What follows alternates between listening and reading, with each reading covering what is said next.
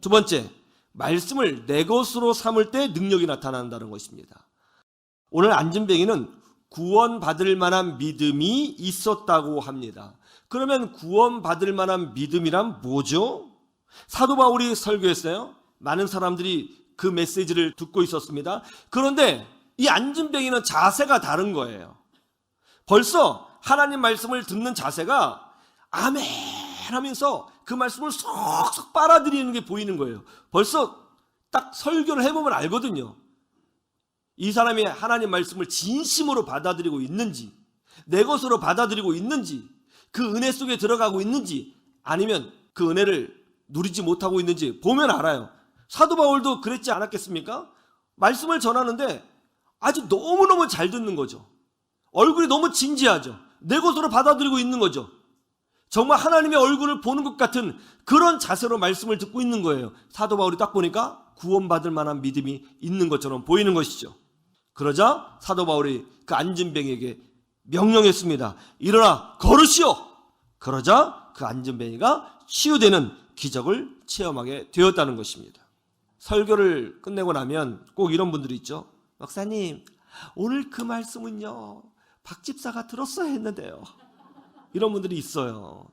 목사님, 오늘 그 말씀은요, 우리 애가 들었어야 돼요. 우리 애가 들었어야 되는데. 그것도 참 좋은 말씀인데, 여러분, 하나님 말씀은 1차적으로 나에게 하시는 말씀이잖아요. 내가 받아들여야 되는 거예요. 구원받을 만한 믿음이 보일 정도로 아멘하고 받아들일 때에 그것이 나의 것이 되고 내 능력이 되고 기적이 되고 하나님의 나라의 역사가 되는 것입니다. 인도에서 선교사로 일생을 바친 스탠리 존스 목사님도 바로 그런 분이었습니다. 스탠리 존스 목사님이 89세 때에 선교를 하던 중에 그만 중풍으로 쓰러지고 말았습니다. 수개월 동안 자리에서 일어나지도 못하고 수개월 동안 말도 제대로 하지 못했습니다. 그런데 이분이 자기를 간병하는 간호사를 불러서 이런 부탁을 했습니다. 간호사님, 제 몸이 마비가 되고 내가 말을 제대로 할 수 없으니 나를 대신해서 말씀 하나만 전해주세요. 아니, 무슨 말을 전해드릴까요? 내가 아침에 일어나면 이렇게 말해주세요. 나사렛 예수 그리스도 이름으로 명하노니 중풍병아 떠나가라. 이렇게 말만 해주세요. 그래서 이튿날 아침 잠자리에서 눈을 뜨는데 그 모습을 기다리고 있었던 간호사가 그 스탠리 존스 목사님이 눈을 뜨자마자 이렇게 선포합니다. 예수 그리스도의 이름으로 명하노니 중풍병아 떠나가라.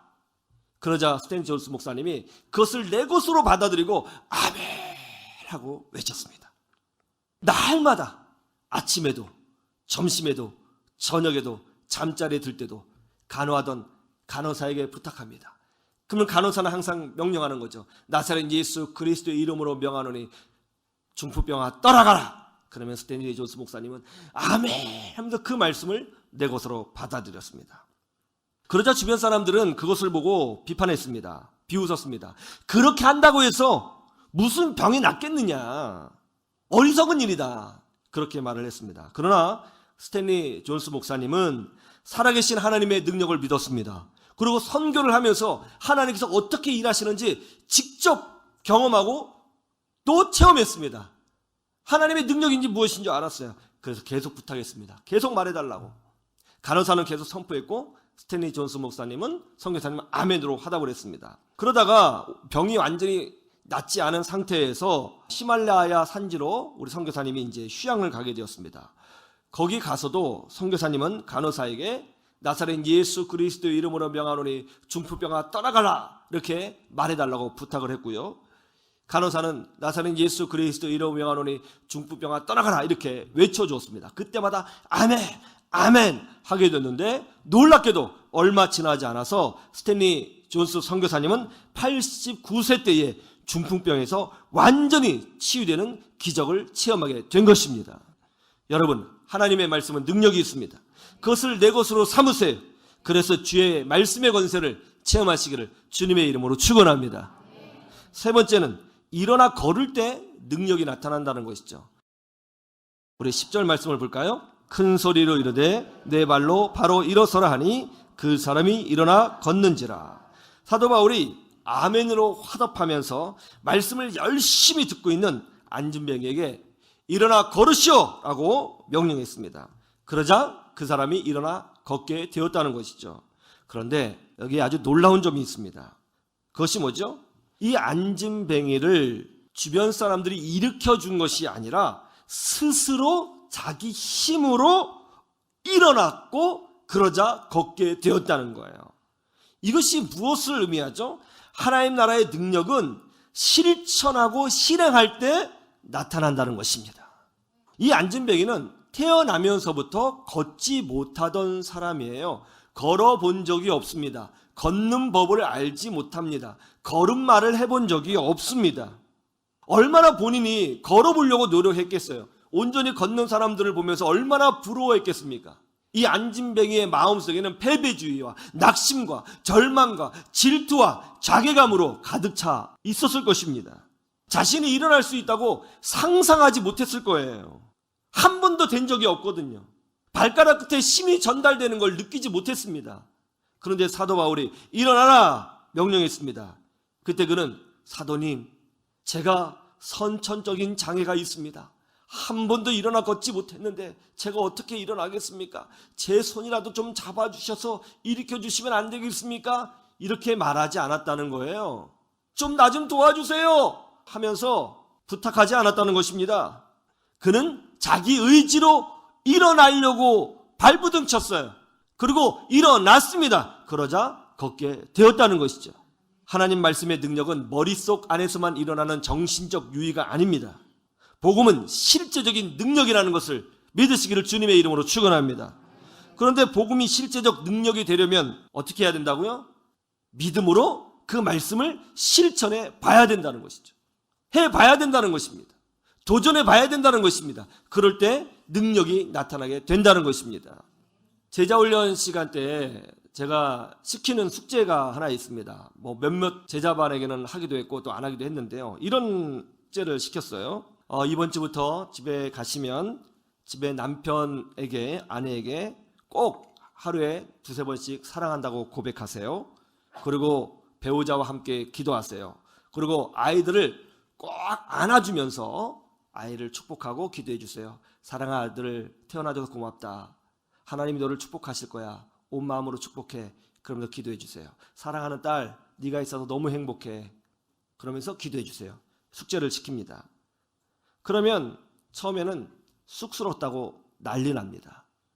일주일 뒤에 어땠느냐고 물어보면 이런 반응을 보인다고 그래요. 엄마 왜 그래? 이거 숙제야? 이렇게 얘기를 하기도 하고, 또 남편은 미쳤어? 왜 그래 갑자기? 그럼 일찍 죽는데 이렇게 얘기도 한다는 거예요. 그럼 일주일 더 해보라고. 그러자 간증이 바뀌기 시작했습니다. 하루는 아빠가 아들이 학교에 가는데 딱 불러 세워서 얘야 잠깐만 와봐. 근데 아들이 왜요? 그러더래요. 그래서 잠깐만. 그래서 아들을 코 안고 축복을 해줬답니다. 사랑하는 아들, 이 땅에 태어나줘서 고마워. 아빠가 너를 얼마나 사랑하는지 아니? 그러면서 아빠가 기도해 줄게 하면서 기도를 했대요. 한 번도 아들을 안고 기도한 적이 없었답니다. 평생. 처음으로 해봤다는 거예요. 처음으로. 그 목소리도 떨리고 기도도 매끄럽지 못하게 더듬거리면서 했지만 어쨌든 아들을 평생 처음인데 꼭 껴안고 축복 기도를 해줬다는 거예요.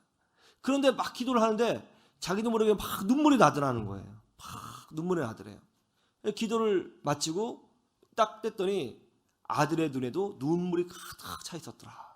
그런 간증을 하더라고요. 그러자 가정이 변화되기 시작했답니다. 기쁨이 넘치고 용서가 넘치고 평안이 생기고 정말 알 수 없는 하나님의 은혜가 임하면서 야, 우리가 정말 예수 믿는 가정이구나 하는 것이 확인되더라는 거예요. 여러분 말씀을 들으셨어요? 그러면 실천하셔야 되는 것입니다. 행동해야 되는 것입니다. 도전해야 되는 것입니다. 그럴 때 하나님께서 더 강력하게 역사해 주시는 것입니다. 성악으로 유명한 최승원 교수님이라고 있습니다. 이분은 4살 무렵 중증 소아마비에 걸렸습니다. 자기 힘으로 몸을 움직일 수가 없었습니다. 어릴 때 소원이 뭐였냐면 자기 힘으로 몸을 뒤집는 것이었습니다. 그러나 그렇게 할 수가 없었습니다. 절망 가운데 살았어요. 그런 절망을 품고 성장을 했습니다. 그런데 어느 날 교회에 갔는데 목사님이 야, 승원아, 너 목소리가 너무 좋다. 너 성악해봐. 이렇게 격려해 주시더라는 거예요. 그래서 그 격려에 힘입어 24살 때에 성악을 비로소 시작했습니다. 그것도 장애인의 몸으로 말이죠. 그러자 주변에서 정상인도 성악 호흡을 온전히 하기 힘든데 그 장애의 몸으로 성악을 제대로 할 수 있겠느냐 하면서 걱정 아닌 걱정을 해주더랍니다. 그런데도 이분의 마음에는 복음의 능력이 있었습니다. 나는 하나님의 자녀다. 내가 어디를 가든지 하나님이 나와 동행하시고 내가 믿음으로 도전하면 하나님께서 길을 열어 주실 것이다. 그런 생각을 가지고 있었어요. 그래서 공부를 했고요. 공부하다가 용기를 내서 그 장애의 몸을 가지고 미국으로 유학을 떠났습니다. 많은 사람들이 걱정했습니다. 한국에서도 생활하기가 어려운데 장애의 몸을 가지고 미국에 혼자 가서 생활하는 것이 쉽지 않을 텐데 어떻게 하려고 그러느냐. 그러나 열심히 공부했습니다. 그러자 기적이 일어났습니다. 모든 성악가가 꿈꾸는 최고의 무대인 미국 메트로폴리탄 오페라 콩쿠르에 참여를 했는데요. 이분이 놀라지 마세요. 동양인 전체를 통틀어서 역사상 처음인데 우승 1등을 했습니다. 그것도 장애인의 몸으로. 기적이 일어난 거죠. 이분이 이런 간증을 했습니다. 나는 15초 이상 서 있을 수 없는 장애인입니다. 그러나 제가 믿음으로 도전하고 믿음으로 실천하려고 했을 때에 하나님께서 나를 도우시고 여기까지 이끌어 주셨습니다. 할렐루야. 여러분, 복음은 머릿속 안에서만 일어나는 정신적인 유의가 아닙니다. 실제적 능력인 것입니다. 하나님께서 능력으로 이 땅을 통치하고 계시는 줄로 믿으시기를 주님의 이름으로 축원합니다. 그러므로 말씀을 들었으면 그대로 해보고 도전해보고 실천해봐야 되는 것입니다. 그럴 때 능력이 나타나는 것입니다. 오늘 안진뱅이처럼 나는 할 수 없다고 생각하는 부정적인 생각을 가진 분들이 계십니까? 절망의 안진뱅이로 살고 계신 분이 계십니까? 실패와 패배와 낙심과 상처 때문에 주저앉아 있는 분이 계십니까? 옛날에 당했던 그 아픔 때문에 지금까지 온전히 일어나고 있지 못한 분이 계십니까? 하나님은 모든 절망을 축복으로 바꾸실 수 있습니다. 하나님이 이루실 것입니다.